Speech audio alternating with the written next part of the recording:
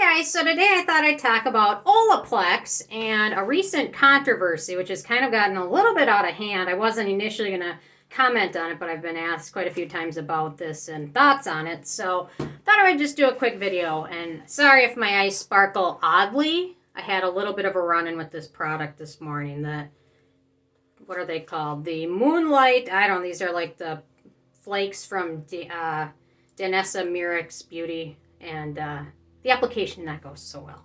So then we just kind of covered it up and tried to do something else. Anyway, okay, so Olaplex. Recently, actually, I found out about it. I logged in and Reddit had a comment from Twitter posted where somebody said, oh my gosh, I've been using Olaplex for all these years and now they're banning it because they think it has something, an ingredient has something to do with fertility issues in women. So, first of all, this person on TikTok posted that it's being banned, Olaplex. Okay.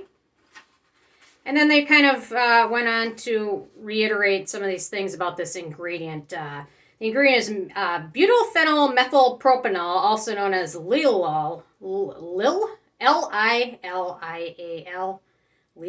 Lily? Whatever. Anyway, going with that.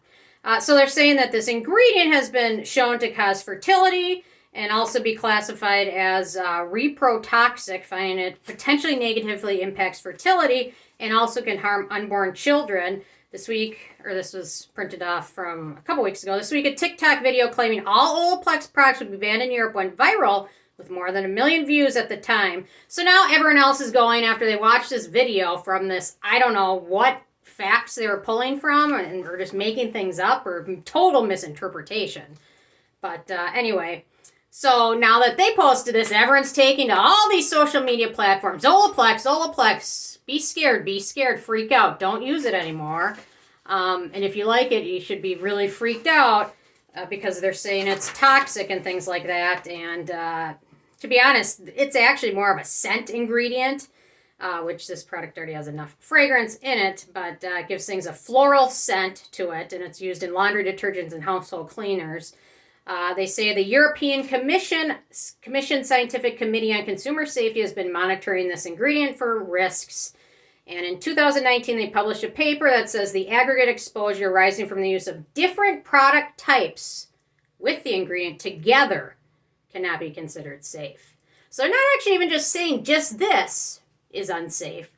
They're saying if you use this, which contains this Lil ingredient, plus a gazillion other things that contain this ingredient, you should be nervous and not considered, it's not safe.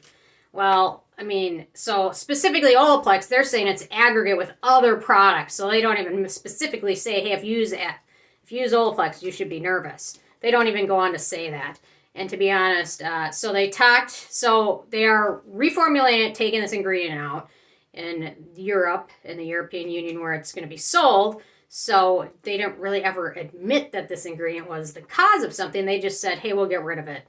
It's becoming controversial, which is kind of how we end up in a situation today where we started out with so many great preservatives and now we slowly demonize each one to the point where we won't have any preservatives that anyone will deem safe and no one will buy anything. So all these brands start to get rid of these safe ingredients just because they don't want to be thrown in kind of to the lion's den like Olaplex has in last week. So let's see. So it also says a 2019 paper also found that while traces of Lil are typically minimal in each product, a tendency to use several products which all use this ingredient could lead to a buildup and potentially heighten adverse reactions, meaning it's better to avoid it. So anyway, so these studies, I urge you to do your own research, come to your own conclusions, do what you feel is best for your situation. But it's better just not to read one headline or one tweet and think, oh my gosh, I'm screwed. Because to be honest, in some of these studies of this ingredient, they actually fed it to animals, which is totally different than using something in a 0.1% rinse out concentration. Eating it, totally different than using something with 0.01%. That's going to be rinsed down the drain anyway. So, I mean, certainly make up your own conclusions, read the things, and see what you decide. But Anyway, I'm getting annoyed with all these things that just start from one person saying something that they knew nothing about, and then it blows up, and now everyone's scared again, and it just, fear-mongering, not a big fan of it. So anyway, I have no problem if you decide never to use a product with Lil in it again. No problem with it. Make up your own decision. Maybe you have certain issues. I mean, do your own research. You don't need to listen to what everyone else says just because they say something, and just because something's on the air doesn't make it true. Generally. Almost all the time. Anyway, so leave a comment with your thoughts below, and I will see you guys more tomorrow. Thank you so much. Bye, guys.